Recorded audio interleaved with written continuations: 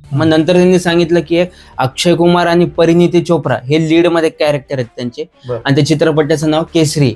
मी म्हटलं ठीक आहे, काय हरकत नाही. मग त्यात त्यांनी सांगितलं की एक अफगाणी सोल्जर आहेत पठाण त्यांच्यामध्ये, तर अफगाणी सोल्जरची भूमिका तुम्हाला साकारायची त्यामध्ये. तर म्हटलं ठीक आहे सर, काय हरकत नाही. पहिलंच काम तुम्हाला जे मिळालं ते बॉलिवूड मधले मिळालं. गौरव मोरे हे त्या ठिकाणी होते, आणि त्यांना बघितल्या माझ्यातलं जे काही एनर्जी होती अजून पॉझिटिव्ह झाली. फर्स्ट प्लॅटफॉर्म जो दिला तो म्हणजे बाळूमामाच्या नावाने सांग भलं, ही जी कलर्स मराठीवरती लोकप्रिय मालिका होती. त्या दिवशी मी ठरवलं की स्वतःमध्ये काहीतरी असं इम्प्लिमेंट करायचं की 100 पैकी मी एकटा वेगळा दिसलो पाहिजे. बरोबर. आणि अशा व्यक्तीला लोक अप्रोच करतात, कारण कसं राहतं 100 बकऱ्यांमध्ये तुम्ही जर एक मेंढी सोडली तर लोकांची नजर त्या मेंढीकडे जाते की बाबा हा काहीतरी वेगळा प्रकार दिसतो. सगळ्यांची इच्छा राहते की हिरो बनावं, पण माझी इच्छा होती की मी विलन बनावं. ती नवरी मिळे हिटलरला, त्याच्यामध्ये देखील मी खलनायकाची भूमिका साकारली. त्यानंतर आता चालू असलेली स्टार प्रवाहावरती तू हि रे माझा मितवा ही नवीनच मालिका आहे, आणि या मालिकेमध्ये देखील मी खलनायकाची भूमिका साकारतोय आता. त्यानंतर आबोली सारखी मालिका, त्यामध्ये देखील मी माझी हीच खलनायकाची भूमिका साकारली. ग्रामीण भागामध्ये बऱ्याच काही तरुणांना तुला लीड मिळून देतो पिक्चर मध्ये, अशामध्ये स्कॅम पण केला जातो. तर असा काही अनुभव तुला आला का की बाबा माझ्यासोबत काही फसवणूक झाली की लालच दिली की बाबा तुला मेन लीड देतो, असा काही अनुभव आला का? म्हणजे प्रत्येकाचं स्वप्न असतं जेव्हा आपण 10वी 12वी नंतर कॉलेज, प्रत्येकाला वाटत असतं अरे मी हिरो व्हावं. हिरो व्हावं हे प्रत्येकाचं स्वप्न आहे. मी ऍक्टर लाईन मध्ये जावं किंवा मला काहीतरी चित्रपटामध्ये काम मिळावं. 9 इमोशन्स असतात टोटल. बरोबर. त्याला नवरस म्हणतात. जो व्यक्ती एका ऑडिशन्सच्या व्हिडिओच्या माध्यमातून 1 मिनिटाचा ऑडिशन व्हिडिओ तुम्हाला बनवून द्यावा लागतो समोर, आणि 1 मिनिटामध्ये तुम्हाला रडता पण आलं पाहिजे, हसवता आलं पाहिजे, रागवता आलं पाहिजे, तुमचे सगळे इमोशन्स त्यात दिसले पाहिजे. सगळेजण म्हणतात की यार भाई मग रील स्टार आहे. रील स्टार काही नसते, जो रिअल स्टार असतो तो स्टार असतो, तोच खरा स्टार.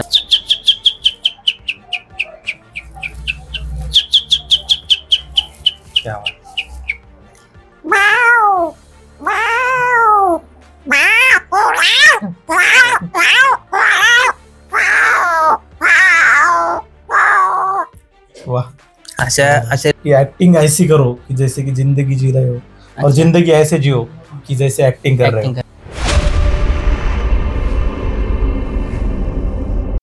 नमस्कार, मी योगेश, एक्सप्रेस विथ योगेश आपल्या युट्यूब चॅनलवरती तुम्हा सगळ्यांचं पुन्हा एकदा मनपूर्वक सहर्ष स्वागत. मंडळी, आपण आपल्या चॅनलवरती या पॉडकास्टमध्ये अपना टाइम आएगा या सिरीजच्या अंतर्गत आपल्या भागातील, आपल्या परिसरातील रील स्टार, युट्यूबर आणि इन्फ्लुएन्सर यांना आमंत्रित करत असतो आणि त्यांचा सगळा जीवन प्रवास उलगडण्याचा प्रयत्न करत असतो. आज आपल्या भेटीला आलेले आहेत आपल्या भागातील स्वप्नील गुडेकर सर. स्वप्नील सरांचं सध्या तू हि रे माझा मितवा, नवरी मिळे हिटलरला, बाळूमामाच्या नावानं सांग भलं आणि केसरी सारख्या एका चित्रपटामध्ये देखील त्यांनी काम केलेलं आहे. जालन्यासारख्या जिल्ह्यातून एक अतिशय ग्रामीण भागातून जाऊन मुंबईमध्ये स्वतःचं अस्तित्व निर्माण करणं, घरामधून कोणत्याही पार्श्वभूमी नसताना एवढे कामं मिळवणं आणि यशस्वीप्रमाणे त्याने अभिनय करणं, हा त्यांचा सगळा प्रवास, हा सगळा त्यांचा जीवन प्रवास त्यांनी कसा केला, त्यांना पहिलं काम कसं मिळालं आणि आता कोणती कोणती ती कामं करत आहेत, हा सगळा त्यांचा प्रवास आपण त्यांच्या तोंडून जाणून घेणार आहोत. तर जास्त आपला वेळ न घेता आपल्या पाहुण्यांचं स्वागत करूयात आणि आपल्या पॉडकास्टला सुरुवात करूयात. स्वप्नील सर, तुमचं सर्वप्रथम आपल्या स्टुडिओमध्ये खूप खूप थँक्यू.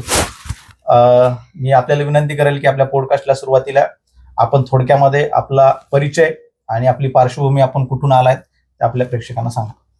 नमस्कार, माझं नाव स्वप्नील चिंतामण गुडेकर. मी तसा मूळचा जालना जिल्ह्यातलाच आहे. मंगू जळगाव हे माझं गाव आहे. तालुका घनसावंगी या ठिकाणचा माझा रहिवासी मी आहे. माझं शिक्षण हे छत्रपती संभाजीनगर या ठिकाणी झालंय.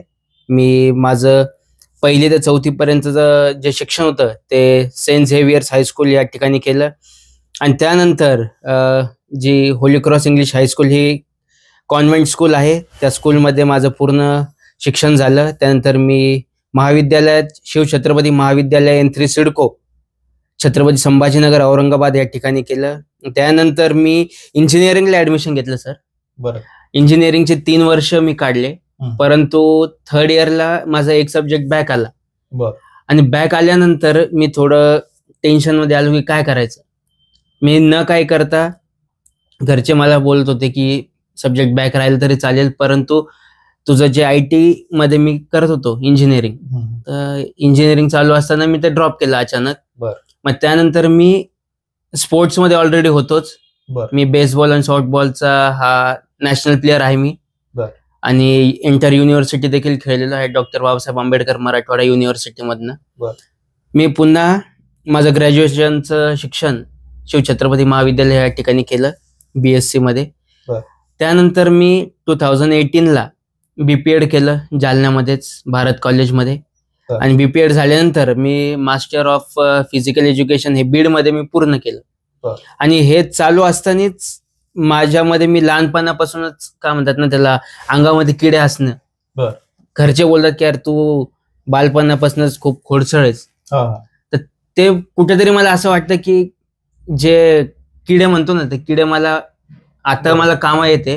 कारण बरेचसे लोक कॅमेऱ्याच्या समोर जाऊन बोलायला किंवा घाबरतात, ऍक्शन किंवा जे काही असेल ते करायला घाबरतात, परंतु मी डेअरिंगने कॅमेरा फेस करत असतो. बरोबर. बरं, तुम्ही आता सांगितलं बोलताना की तुम्ही इंजिनिअरिंग केलं. इंजिनिअरिंग ड्रॉप आउट करून मग तुमची ही सगळी वेगळी फील्ड होती. मग ही इंजिनिअरिंग ड्रॉप आउट करून आपण अभिनयाकडे वळावं की अभिनय क्षेत्राकडे जावं असं तुम्हाला का वाटलं? याच्या अगोदर शाळेमध्ये काही तुम्ही कुठं ऍक्टिंग वगैरे काही नाटकं वगैरे केली होती का? याची अभिनयाकडे आपण जावं किंवा अभिनयाचा आपल्याकडे मध्ये कला गुण आहेत हे तुम्हाला कसं कळालं आणि याची प्रेरणा नेमकी कोणाकडून तुम्हाला मिळाली? ऍक्च्युली ज्यावेळेस मला घरचे बोलायचे की यार तू नेमकं घरात खूप खोडसळ आहेस, कारण मी बाहेर मारामारी जास्त करायचो. आणि ते मारामारी निपटण्यासाठी माझे घरचे राहायचे. ते मारामारी निपटल्यानंतर ते मला मारून काढायचे घरचे. तर मी गावामध्ये असं देखील असंच खोडसळपणा करायचो. किंवा मग कोणी चाललं की बाबा त्याची मिमिक्री म्हणतो आपण किंवा ऍक्शन करतो की बाबा हा कसा करतो तो कसा करतो, सेम हुबेहूब मी ऍक्शन करून दाखवायचो. मग ते घरचे बोलायचे यार हा यार एवढं कॉमेडी करतो. मग घरचे मला बोलत होते यार तू काहीतरी कर असं की लोकांपर्यंत तुझी कला मिळू दे. बरोबर. मग मी इंजिनिअरिंग ड्रॉप आउट केल्यानंतर मी ठरवलं की यार स्पोर्ट्स सोबत आपल्या जे काही माझ्यामध्ये टॅलेंट आहे ऍक्टिंगचं, बरोबर, तर ते वरती कसं आणायचं. बरोबर. तर मग मी तसं ठरवलं की यार काहीतरी करून वरती यायचंच. तर मग सर्वात सुरुवातीला मी पुण्यामध्ये काही दिवस जाऊन राहिलो. मला मित्रमंडळीची मला साथ मिळाली त्या ठिकाणी. रूम करून 3 महिने सुरुवातीला राहिलो. त्यावेळेस माझे रूम पार्टनर होते चेतन पाटील म्हणून. त्यांनी आणि विशाल खरात हे माझे एकदम जवळची मित्रमंडळी. त्यांनी मला सुरुवातीला रूमवरती घेतलं, परंतु त्यांनी मला पैशाला एक रुपया सुद्धा मागितला नाही. आणि ज्याच्यामध्ये मला सहकार्य केलं ते आमचे जिवलग मित्र आहेत दीपक फोके म्हणून. ते रूम मध्ये राहत होते, परंतु मी त्यांना म्हटल्यावर मला काहीतरी स्वतः मधलं जे टॅलेंट आहे ते बाहेर का आणायचंय. तर मला कशासाठी गेले होते? मी एक ऑडिशन दिलं होतं. त्या ऑडिशनच्या माध्यमातून मला एक कॉल आला. ऑडिशन काय असतं हे माहिती नव्हतं, परंतु त्यांनी मला एक स्क्रिप्ट दिली. ती स्क्रिप्ट मी परफॉर्म केली आणि ते लोकांना आवडली ती. परंतु ते बोलले की तुम्हाला एका चित्रपटात संधी मिळते पण तुम्हाला डायलॉग नसेल. म्हटलं ठीक आहे काय हरकत नाही, पण मी स्क्रीनवर कुठेतरी दिसेल याचं मला माहिती होतं. तर मग तो चित्रपट त्यांनी सांगितलं नाही नाव अगोदर. मग नंतर त्यांनी सांगितलं की एक अक्षय कुमार आणि परिणीती चोप्रा हे लीड मध्ये कॅरेक्टर आहेत त्यांचे, आणि त्या चित्रपटाचं नाव केसरी. मी म्हटलं ठीक आहे काय हरकत नाही. मग त्यात त्यांनी सांगितलं की एक अफगाणी सोल्जर आहेत पठाण त्यांच्यामध्ये, तर अफगाणी सोल्जरची भूमिका तुम्हाला साकारायची त्यामध्ये.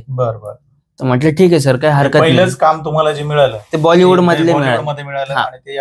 अक्षय कुमार सरांसोबत आणि परिणीती चोप्रा मॅडम होत्या. त्यांना मला असं तर लवकर आपल्याला हे बॉलिवूडचे स्टार बघायला मिळत नाही, परंतु मला ऑन सेट मला त्यांना जवळून बघायचा अनुभव आला. त्यांच्यासोबत काम करायची संधी मिळाली. अफगाणी सोल्जर म्हणून मी त्यामध्ये एक माझी भूमिका निभवली. त्या माध्यमातून लोकांनी मला आजपर्यंत कोणी बोलतंय की यार तू केसरी मूवी में था, तू केसरी मूवी मध्ये अशी भूमिका निभवली, आम्ही बघितलं ती, तर आम्हाला आवडलं. मग त्यानंतर मी एक युट्यूब साठी मला अप्रोच केलं एक जणांनी की सर तुम्ही असं काही करू शकता का, किंवा युट्यूब वरती तुम्ही. म्हटलं मी ऍक्च्युअली स्टँडअप कॉमेडियन आहे मी, परंतु मला प्लॅटफॉर्म कुठे मिळालं नाही. तर मग ते बोलले सर आपल्या युट्यूब वरती चॅनल आहे कॅफे मराठी, करेक्ट. कॅफे मराठीसाठी तुम्ही करणार का काही? म्हटलं ठीक आहे. मग त्यांनी ऑल ओव्हर महाराष्ट्र त्यांनी ऑडिशन्स घेतले. ऑडिशन्सच्या माध्यमातून त्यांनी काही टॉप 40 कंटेस्टंट काढले आणि टॉप 40 मध्ये माझा नंबर लागला. मी कधी कुठं न परफॉर्म करणारा जो अभिनेता, फर्स्ट टाइम मला संधी मिळाली. आणि मुंबई अंधेरी या ठिकाणी त्यांचं टेलिकास्ट होणार होतं, ते सर्व काही जे स्टँडअप कॉमेडीचं शूट होणार होते ते. आणि नेमकं असं झालं की मी ज्यांना बघून म्हणजे मला ज्यांची कला आवडत होती ते म्हणजे हास्य जत्रातले फेमस गौरव मोरे हे त्या ठिकाणी होते. आणि त्यांना बघितल्या माझ्यातलं जी काही एनर्जी होती अजून पॉझिटिव्ह झाली की म्हटलं यार आम्हाला माहित नव्हतं की जज कोण राहणार. गौरव मोरे. आणि गौरव मोरे म्हणजे सगळ्यांना माहिती आहे फिल्टर पाड्याचा बच्चन त्यांना बोलतात. ते समोर बसलेले आणि मी माझी स्टँडअप कॉमेडी स्टार्ट केली. मग करता करता ते बोलले यार भाई तेरे में अंदर बहुत कीड़े है और टैलेंट भी बहुत है, तू बहुत बढ़िया कर रहा, बोले तू इससे आगे और कर सकता कुछ. टॉप 40 मध्ये माझा 3rd नंबर आला त्या ठिकाणी. तर म्हणजे मला ते अभिमान ह्या गोष्टीचा वाटतं की कुठल्याही गोष्टीचा मला सपोर्ट नसताना बरोबर घरून काही सपोर्ट नव्हता. माझ्या आमच्या फॅमिलीमध्ये कोणीच नाही या इंडस्ट्रीच्या माध्यमात कला क्षेत्रामध्ये कोणीच नाही. सगळे आमचे मेडिकल फील्ड मध्ये काम करणारे. तुम्हाला घरून सपोर्ट होता का? घरून विरोध करण्यात आले की बाबा तू काय करायला? सुरुवातीला वडिलांचा विरोध हा होता की यार इंजिनिअरिंग चालू होती, इंजिनिअरिंग चुपचाप कर. मग त्यानंतर मी ड्रॉप आउट करून मी ग्रॅज्युएशनला ऍडमिशन घेतलं. मग त्या ठिकाणी वडील नाराज झाले. वडिलांचं म्हणणं की बाबा तुला काय करायचं आता तू करते, कारण आम्हाला आमची इच्छा होती की आमचा मुलगा इंजिनियर बनावा की लोकांनी नाव घ्यावं. मी त्यांना एवढं बोललो की ठीक आहे, मान्य आहे की मी आज इंजिनिअरिंग ड्रॉप करतोय, परंतु तुमचं नाव खाली येईल किंवा काही चुकीचं घडेल माझ्याकडून असं काही होणार नाही. कारण बरेचसे जण आई वडिलांचं नाव वरती करण्यासाठी खूप काही करतात, परंतु एक चूक जर काही केली माणसानी तर फक्त ते माझ्या एकट्यासाठी होत नाही, ते तर आई वडिलांचं सुद्धा नाव खराब होतं त्या ठिकाणी. मग मी त्यांना बोललो की मी असं काही करेल की तुमचं नाव खराब होणार नाही आणि अभिमानाने लोक तुम्हाला म्हणतील की यार हा गुडेकर सरांचा मुलगा आहे किंवा त्या गुडेकर मॅडमचा मुलगा आहे हा. बरोबर. असं काही करेल. मग स्टँडअप कॉमेडी केलं. मग त्यानंतर मला तिथे एक जण मिळाले की यार असं चॅनलसाठी काही तू करू शकतो का? म्हटलं मी तर म्हटलं मूळचं तिकडचं संभाजीनगर जालन्यातलं आहे म्हटलं, परंतु माझं मुंबईत कोणी नाहीये. तर म्हणजे काही ओळख असेल तर बघ, कोणाकडे राहा, मी तुला सिरियलच्या माध्यमातून तुला अप्रोच करतो मी लवकर. तर म्हटलं ठीक आहे, काय हरकत नाही. मग मी माझ्या मामाच्या घरी राहिलो बोरिवलीमध्ये. आणि बोरिवलीमध्ये राहिल्यानंतर मी त्यांना सांगितलं, कास्टिंग डिरेक्टर जे ओळखीचे होते, मग त्यांना सांगितलं की म्हटलं सर माझी राहण्याची व्यवस्था झाली. मग त्यांनी मला सांगितलं की तुझं मला एक ऑडिशन व्हिडिओ पाठव आणि पोर्टफोलिओ म्हणजेच एक तुझे नॉर्मल व्हिडिओज पाठव आम्हाला आणि फोटोज पाठव. हा, मी त्यांना पाठवलं ते फोटोज आणि व्हिडिओज. त्यांना ग्रामीण भाषेत पाहिजे होती आणि त्यांनी मला फर्स्ट प्लॅटफॉर्म जो दिला तो म्हणजे बाळूमामाच्या नावाने सांग भलं, ही जी कलर्स मराठीवरती लोकप्रिय मालिका होती. खूप लोकांच्या मनावरती त्या राज्य केलं म्हणायला काही हरकत नाही, कारण प्रत्येकाच्या मनात ती मालिका बसलेली होती. बरोबर. आणि चॅनलवरती खूप टॉपला त्याचा TRP देखील होता. अशा चॅनलवरती मला सर्वात पहिले संधी मिळाली.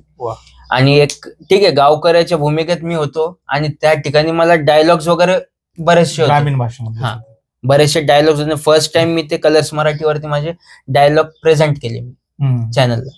मग 7-8 दिवस मी कंटिन्यू काम केलं तिथे. मग त्या ठिकाणी मला कळालं की यार ज्युनियर तर वेगळी गोष्ट आहे, मी डायलॉग पण परफॉर्म करू शकतो. बरोबर. कॅमेराच्या समोर फेस करायला करू शकतो. करेक्ट. मग त्यानंतर मी ठरवलं की हे कुठले काम दुसरं न करता ज्युनियर वगैरे करायचे तर पूर्ण प्रॉपर कॅरेक्टरच काम करायचे. मग मी तिथे ऑब्झर्वेशन देखील केलं की कुठल्या लोकला चांगला तुम्हाला चॅनल कॉल करते. बरोबर. मग मी त्यावेळेस क्लीन शेव वगैरे होती माझी आणि क्लीन शेव असल्यामुळे मला अशी साधी भूमिका मिळाली. मग त्या दिवशी मी ठरवलं की स्वतःमध्ये काहीतरी असं इम्प्लिमेंट करायचं की 100 पैकी मी एकटा वेगळा दिसलो पाहिजे. बरोबर. आणि अशा व्यक्तीला लोक अप्रोच करतात, कारण कसं राहतं 100 बकऱ्यांमध्ये तुम्ही जर एक मेंढी सोडली तर लोकांची नजर त्या मेंढीकडे जाते की बाबा हा काहीतरी वेगळा प्रकार दिसतो. त्या पद्धतीने मी स्वतःमध्ये इम्प्लिमेंटेशन असं केलं. मी स्वतःची दाढी वाढवली, केस देखील वाढवले. माझ्या घरच्यांना पूर्ण विरोध आहे या बाबतीमध्ये, परंतु लोक बोलतात की यार तू एकदम डेंजर दिसतो, डॉन टाईप दिसतो. परंतु जे माझ्यासोबत राहतात, जे माझी मित्रमंडळी आहेत, ते 100% कोणाला सांगणार की भाई इसके पास इसको देखने के बाद ऐसा डर लगता की भाई बात करना की नाही इसके साथ. बरोबर. परंतु याचं नेचर जर कोणी, माझं नेचर कोणी सांगितलं की भाई, कोणी सांगणार की बाबा माणूस प्रेमळ आहे एकदम, बरोबर, त्याच्यात सॉफ्ट आहे एकदम, मावळ सॉफ्ट. हा. तर मी अशा पद्धतीने माझं कार्य सुरू केलं. अजिनगरवरून मी मुंबईचा प्रवास केलेला आहे. बरं. कधीच माझं रिझर्वेशन नाही. बरोबर. मी जनरल बोगी जी असते की 100 सीट्स असतात, परंतु उभा राहून प्रवास करावा लागतो शूटिंगसाठी. मी माइंड माझं एवढं रिफ्रेश केलं की मी आता एक पाऊल उचललेलं आहे कला क्षेत्रासाठी, की जे काही झळ बसल ती मला सोसायची आहे. बरोबर. कारण घरचे तर नाराज झाले होते, परंतु याच्यावरती मला मात मिळवायची होती. बरोबर. मी ठरवलं की नाही यार, जे करायचं ते आता स्वतः त्रास तर सहन करायचंच आहे. बरोबर. मग तिथून मी त्रास सहन करायचं सुरू केलं. मी स्वतःमध्ये इम्प्लिमेंटेशन केलं की काय करावं लागेल मला ऍक्टिंग मध्ये उतरायला. त्यानंतर मला कॅरेक्टर कुठलं सूट होईल, बरोबर, आणि ते कॅरेक्टर चॅनलला कसं झळकता येईल, मी हे इम्प्लिमेंट केलं. आणि मी त्यावेळेस ठरवलं की नाही, सगळेजण पॉझिटिव्ह कॅरेक्टर करायला काय म्हणतात ना, मरतात. बरोबर. की सगळ्यांची इच्छा राहते की हिरो बनावं, पण माझी इच्छा होती की मी विलन बनावं. कारण पिक्चर मध्ये कसं असतं, विलन सगळ्यात शेवटी मरतो, पण पूर्ण पिक्चर विलन गाजवतो. बरोबर. फक्त हिरो शेवटी विलनला मारून टाकतो आणि त्या ठिकाणी हिरो बनतो. बरोबर. सगळ्यांची इच्छा असते की हिरोज बनावं, पण माझी इच्छा होती की मी विलन बनावं. आणि मी आज ते स्वतःमध्ये एवढं इम्प्लिमेंट केलेलं आहे की माझा लुक मी पूर्ण विलन टाईप म्हणजे खलनायक सारखं मी केलेलं आहे. आणि आता चालू असलेली जी मालिका आहे झी मराठीवरती, नवरी मिळे हिटलरला, त्याच्यामध्ये देखील मी खलनायकाची भूमिका साकारली. त्यानंतर आता चालू असलेली स्टार प्रवाहावरती तू हि रे माझा मितवा, ही नवीनच मालिका आहे, आणि या मालिकेमध्ये देखील मी खलनायकाची भूमिका साकारतोय आता. त्यानंतर आबोली सारखी मालिका, त्यामध्ये देखील मी माझी हीच खलनायकाची भूमिका साकारली. बरोबर. सन मराठी, त्याच्यावरती देखील बरेचसे सिरियल चालू आहेत. कुठल्या ना कुठल्या सिरियलच्या माध्यमातून मी प्रत्येक चॅनलवरती मी झळकत आहे सध्या. वा. आता तुम्ही सांगितलं की मी खलनायकाची भूमिका करण्याचं निवडलंय. आमची तुम्हाला शुभेच्छा असतील की आपल्या भागातील एक व्यक्ती येणाऱ्या काळामध्ये अमरीश पुरी, अमरापूरकर किंवा डॅनी सारखं एक मोठं व्यक्तिमत्व आपल्याला तुमच्या रूपाने पाहायला मिळो. आता सध्या तुमचं मी तू रे माझा मितवा, बरोबर, आणि नवरे मिळे हिटलरला ह्या मालिका सुरू आहेत. भविष्यामध्ये काय तुमचा प्लॅन आहे का, किंवा कोणते प्रोजेक्ट तुम्ही तुमच्यापर्यंत आलेत का? माझ्यापर्यंत आलेला आहे. येणाऱ्या काळामध्ये आताच मी खुर्ची सारखा एक सिनेमा होता पुण्यामध्ये, त्याचं शूट वगैरे झाले. त्याच्यामध्ये मी एक साधी दारुड्यासारखी एक भूमिका केली. मी कधी कुठलं व्यसन करत नाही, मी बडीसोप सुद्धा खात नाही, ना कुठलं गुटखा नाही, पुडी नाही, तंबाखू नाही, ना कुठलं दारू सुद्धा पित नाही. अरे वा. मी पूर्ण कुठलंच व्यसन करत नाही. आणि मी त्या चित्रपटात एक अशी सॉन्ग होतं, स्पेशल सॉन्ग साठी मला ते सर बोलले की स्वप्नील तू येऊन जा, आणि त्या ठिकाणी एक दारुड्यासारखं त्यांना सीन दाखवायचं होतं की दारू पिऊन हा फुल टल्ली झालेला आहे आणि हा एन्जॉय करतोय त्याचं. बरोबर. मग दारू पिण्यासारखं मी सीन तिथं तयार केला. परंतु तिथले 1-2 जण मला बोलले, त्यावेळेस केस पण होते, पण बॉबी देओल सारखे मी दिसत होते तेव्हा. मग सगळ्यांनी माझं नाव त्या ठिकाणी बॉबीच पाडलं. मला स्वप्नील नावाने कोणी ओळखत नाही पुण्यामध्ये. सगळे बोलताय भाई वो बॉबी को बुला इधर. मग ते बोलले की भाई तू दारू कधीपासून पितो, म्हटलं मी पितच नाही. अरे भाई तू दारुड्याला मागे टाकशील एवढी चोख भूमिका त्या ठिकाणी तू गाण्यामध्ये दाखवली.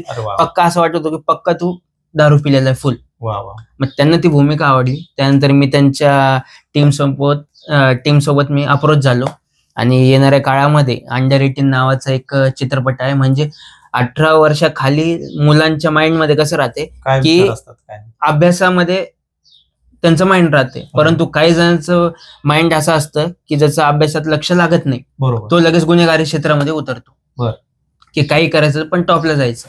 मग गुन्हेगारांमध्ये उतरताना तुम्हाला सिनियर ज्युनियर काही नसतं. बरोबर. मग 18 वर्षाखालील मुलं त्यांचं माइंड काय चालते, गुन्हेगारी क्षेत्रात कसं येतात, त्याच्यावरती तो आहे. आणि त्या चित्रपटात मी कदाचित एक गँगस्टरच्या रूपामध्ये मी तुमच्या समोर लवकरच दिसेल. त्याचं चित्रपटची जी शूटिंग आहे एप्रिल किंवा मे मध्ये पुण्यामध्ये स्टार्ट होणार. बर. नक्कीच तुमच्या या प्रोजेक्टला आमच्या खूप खूप शुभेच्छा. बाळू मामाच्या नावानं सांग भलं या सिरियल पासून झालेली ही सुरुवात नक्कीच बाळूमामाच्या नावाने यांचं चांगलं झालेलं आहे. आणखीनही चांगलं हो अशी अपेक्षा आपण आपल्या सगळ्या टीम कडून करूयात. तुम्हाला खूप खूप शुभेच्छा. आणि महत्वाचं म्हणजे ना, ज्यावेळेस आता माझ्या घरचे टीव्हीवर ते बघतात मला, घरच्यांना माहिती किंवा कॉलनीच्या लोकांना माहिती की अरे हा दिसतो, कोणी कुठे जरी आता कॉलनीमध्ये जरी दिसला, अरे भैया तू काल मला टीव्हीवरती दिसला. मग त्यांचे घरचे लेकरं असतात, ते त्यांच्या लेकरांना घेऊन कॉलनीमध्येच उभा करतात, माझ्यासोबत फोटो काढतात.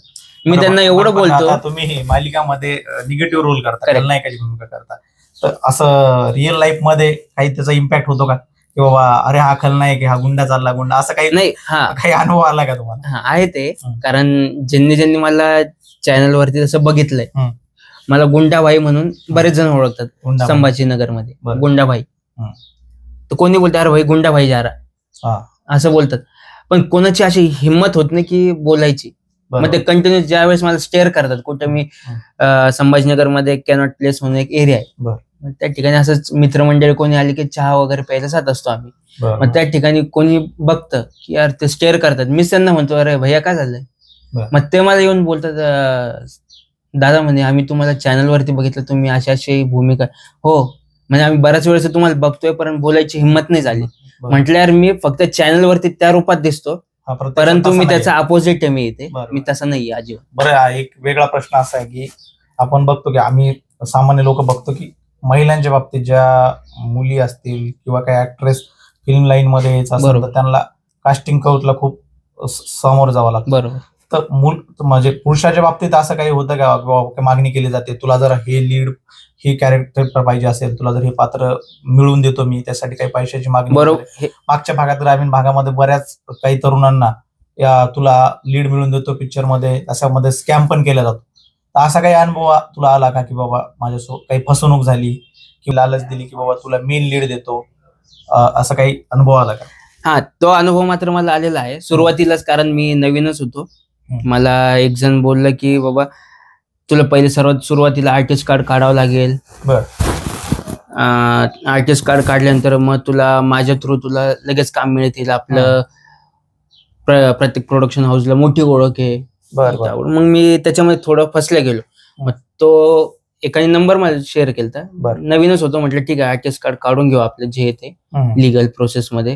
कारण त्यांनी मला समोरच्यांनी एवढं माइंड रिफ्रेश केलं की यार त्याशिवाय तुला गेटमध्ये सुद्धा उभा करत नाही, फिल्म इंडस्ट्रीमध्ये येऊ पण देत नाही कोणी. म्हटलं ठीक आहे सर काय हरकत नाही. मग तो व्यक्ती, मग त्यांना म्हटलं सर हे बघा मी पहिलेच गरीब कुटुंबातला आहे, म्हटलं मला असं फसायचं नाहीये, परंतु मला तुमच्यावरती विश्वास तेवढा आहे की मला फक्त एवढंच म्हणणं आहे की जे काही कराल तुम्ही ते मला पॉझिटिव्हली करा माझ्यासोबत ते. मग त्यांना बोललो मी. मग ते मुंबईवरून स्पेशल मला भेटण्यासाठी आले पुण्यामध्ये. पुण्यामध्ये आले ते. मग ते मला बोलले की मला रिसीव्ह करायला या सो अँड सो ठिकाणी. मग एका हॉटेलवरती गेलो आम्ही, त्या ठिकाणी बसलो आम्ही. मग ते बोलले तुझं फोटोज दे, आधार कार्ड दे. फॉर्म वगैरे फिलअप केला त्यांनी. मग फिलअप केल्यानंतर मला ते बोलले की आता तू मला 3200 रुपये दे म्हणे. तिथली जी फीज आहे 2100 रुपये फीज आहे. माझं यायचं जायचं भाडं समजा 400 रुपये 500 रुपये ते मायनस कर, मला काय 500-600 उरतील म्हणे, आणि तुझं लगेच काम चालू होईल म्हणे, असं तसं सांगितलं. म्हटलं ठीक आहे सर काय हरकत नाही. परंतु मला कुठेतरी असं माझं मन खात होतं की हा माणूस तुला फसवणार आहे. मला कुठेतरी असं फील होत होतं. मग मी त्यांना बराच वेळ टाळाटाळ करायचा प्रयत्न केला. मग त्यांनी माझं फॉर्म वगैरे फिलअप केला. म्हणजे ठीक आहे सर. मग तिथून निघालो आम्ही. मला वाटलं की ते आता बोलतील की मला स्टेशनला किंवा एक ऑटो कॅब मध्ये कुठं बसून द्या आणि आपण जाऊया कुठं तर मला ड्रॉप कर, म्हणजे मी मुंबईला रवाना होईल परत. परंतु त्यांनी तसं न करता सर, ऍक्च्युली मी कधी कुठल्या बार मध्ये जात नाही, कधीच जात नाही. त्या व्यक्तीने मला डायरेक्ट बार मध्ये नेलं. मी म्हटलं सर सॉरी मला थोडं काम आहे, म्हटलं मी जातो. अरे नाही बाळा बस म्हणे, काही टेन्शन घेऊ नको म्हणे, हे आपलं रोजच असतं. मग त्यांनी मला टेबलवरती बसवलं. म्हणे काय घेणार तू, कुठलं घेणार. म्हटलं सर मी कोणतं व्यसनच करत नाही, म्हटलं त्याच्या पुढचं काही येतच नाही. मग ते म्हणे थम्सअप घे, स्प्राईट घे. म्हटलं सर मी पाणी सुद्धा घेत नाही, म्हटलं आता काय सांगू बाहेरचं. तर त्या व्यक्तीने माझ्या समोर बसून 700-800 रुपयाची दारू पिला त्याच ठिकाणी.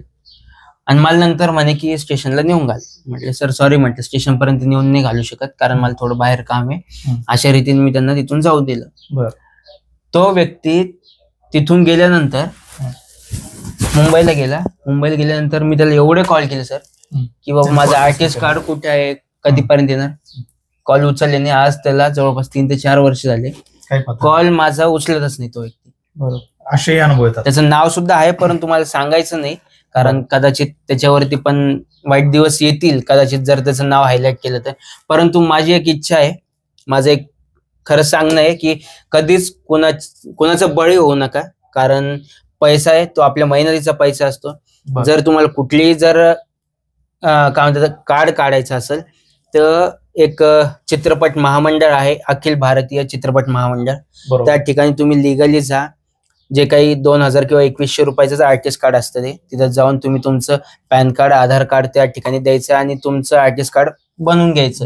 म्हणजे लिगल प्रोसेस थ्रू जर कोणाची तुम्हाला मदत गरज सुद्धा पडत नाही, ते तुमचं कार्ड काढून देतात. बरं, आता तू खरं म्हणजे आपल्या ग्रामीण भागातील जे तरुण आहेत ज्यांना या लाईन मध्ये यायचे, ऍक्टर व्हायचं, खरं म्हणजे प्रत्येकाचं स्वप्न असतं. जेव्हा आपण 10वी 12वी नंतर कॉलेज, प्रत्येकाला वाटत असतं अरे मी हिरो व्हावं. बरोबर, हिरो व्हावं हे प्रत्येकाचं स्वप्न आहे. मी ऍक्टर लाईन मध्ये जावं किंवा मला काहीतरी चित्रपटामध्ये काम मिळावं, पण त्यांना एक योग्य गायडन्स नसतं किंवा जवळची व्यक्ती नसते, काही मार्गदर्शन मिळत नाही, म्हणून ते गावाकडेच त्यांचं स्वप्न त्या ठिकाणी दबल्या जातात आणि ते गावाकडेच राहतात. तर अशा आपला हा पॉडकास्ट बघणारा एखादा मित्र असेल की ज्याला चित्रपटामध्ये, चित्रपट सृष्टीमध्ये काहीतरी काम करायचंय, आपला ठसा उमटवायचा आहे, तर त्याला जर काही मदत हवी असेल तर त्याला तू काय मार्गदर्शन करशील? त्याला बेसिक सुरुवातीला काय, म्हणजे त्यांनी काय तयारी केली पाहिजे जर, किंवा तुला तो संपर्क करू शकतो? बरोबर, काही नक्कीच. मी ग्रामीण भागातला असल्यामुळे मला जाणीव आहे की ग्रामीण भागातल्या लोकांकडे पैसा नसतो. सिटीतले लोक काय करतात की ऍक्टिंग क्लास लावतात, त्याच्यामध्ये जे काही तुम्हाला शिकवलं जातं. तर ऍक्टिंग क्लासवाले कधीच तुम्हाला डिरेक्टली म्हणत नाही की मी तुला अशा सिरियल मध्ये डायरेक्ट कास्ट करतो, असं नाही. त्यांचं जे काही असं ते तेवढं शिकवतात आणि नंतर म्हणतात तुम्ही तुमच्या हिमतीवरती तुम्ही ऑडिशन्स द्यायचे. म्हणजे ते फक्त शिकवायचं काम करणार, बाकीचं काम मिळवायचं कसं हे आपल्या स्वतःच्या हिमतीवर आपल्याला जावं लागतं.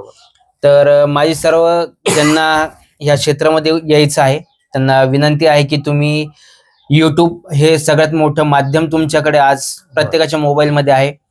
त्यामध्ये ऍक्टिंगचे 9 रस काय असतात.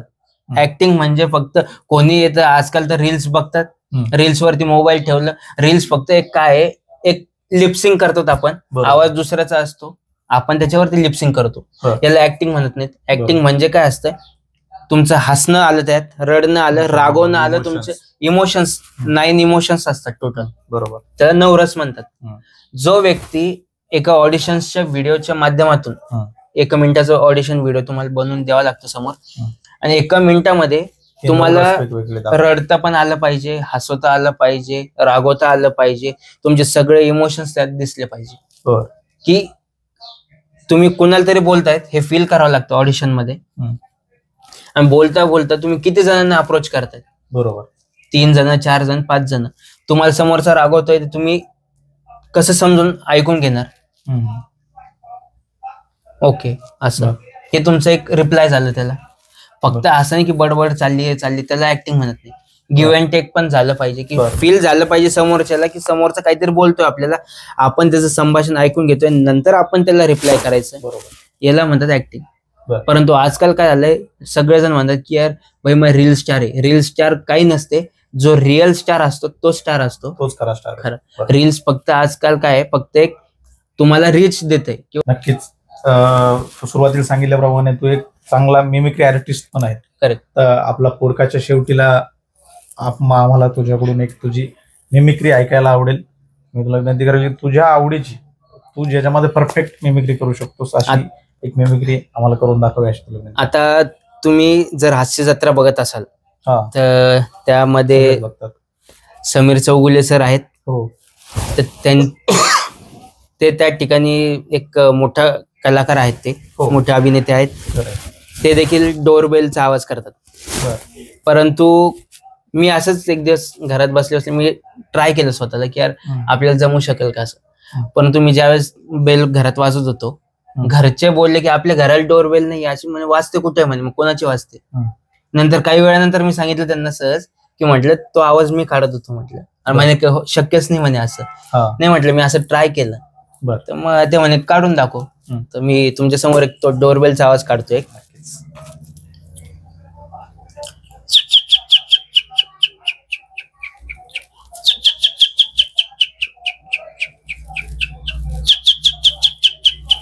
क्या बात.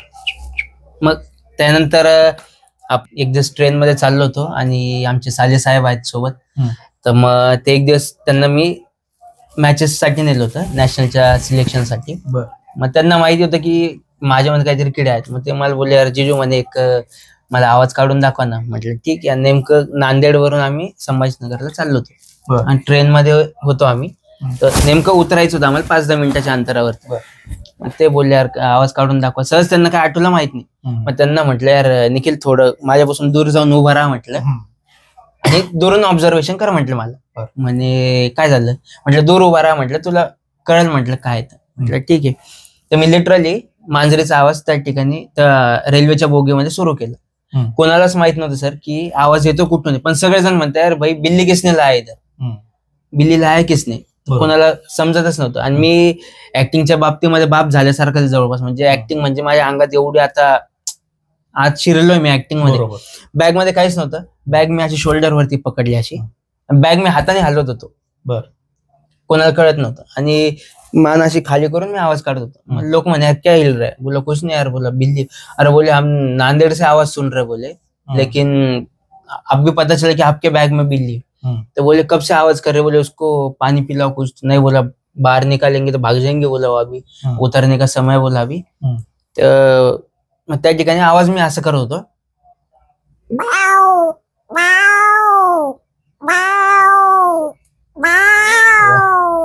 मग ते तसं गेलं तर कोणाला समजत नव्हतं. मग बॅग मी असं हलवायचो उतरताना. मग ते लोक मला बोलले, भैया बिल्ली बताओ ना एक बार. मग बॅग अशी हातात होती शोल्डरवर. मी असं करत होतो, हातच हलवत होतो.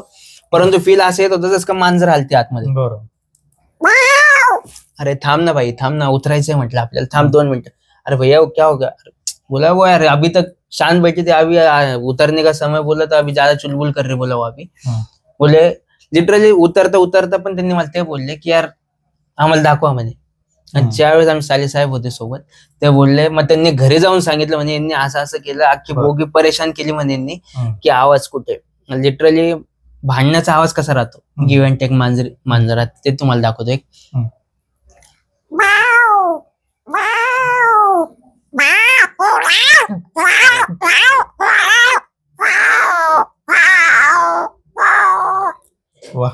अशा रीतीने ते चालते. खूप छान, जबरदस्त. म्हणजे मांजर असो किंवा बेल असो, येणाऱ्या काळामध्ये तुझी ही कला संपूर्ण महाराष्ट्रावर पोहोचो, महाराष्ट्रातल्या सगळ्या प्रेक्षकांपर्यंत पोहोचो. याच पुन्हा एकदा तुला खूप खूप शुभेच्छा. Thank you sir. आज स्वप्नील आपल्या स्टुडिओमध्ये आला, आपल्याशी प्रेक्षकांशी खूप मनमोकळेपणाने बोलला, त्याबद्दल तुझं खूप खूप आभार.